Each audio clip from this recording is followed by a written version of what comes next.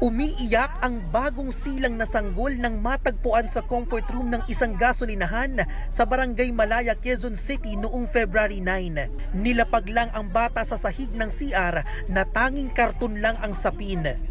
Mabilis siyang kinuha ng mga pulis at rescuer. Sa backtracking CCTV, isang buntis ang bumaba sa sasakyan sa gasoline station sa parehas na araw. Lumapit ang babae sa stop ng gasoline station para magtanong. Ilang saglit lang ay umalis na ang babae.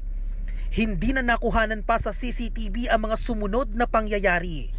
Siya ang itinuturong sospek sa pag-abandona sa sanggol na natagpuan sa CR ng gasolinahan. So mismong pulis natin ang naka-discover doon sa newly born abandoned baby.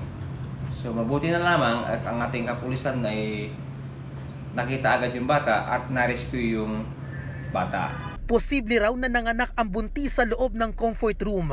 Natagpuan yung sa loob ng bunganga. So ngayon nag-conduct tayo ng investigation through CCTV backtracking.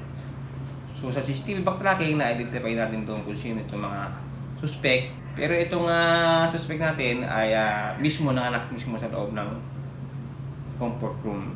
Yun nga lang, after niya mga nasa comfort room, inabandono niya yung bata. Pero ang ikinaalarma ng mga pulis, ang intensyon na patayin ang walang muwang na sanggol.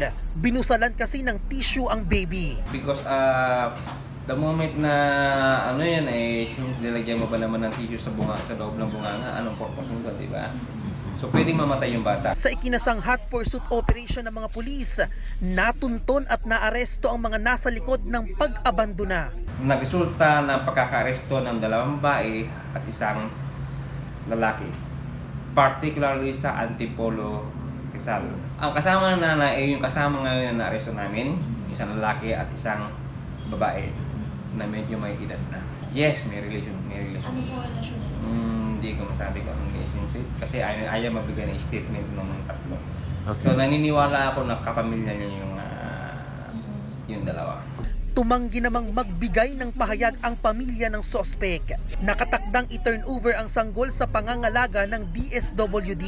Nasa kustodiya na ng mga otoridad ang mga sospek na posibleng maharap sa kasong abandoning of minor at frustrated infanticide. Bien Manalo para sa Pambansang TV sa Bagong Pilipinas. Kaya palang tagal po ma'am ng CR.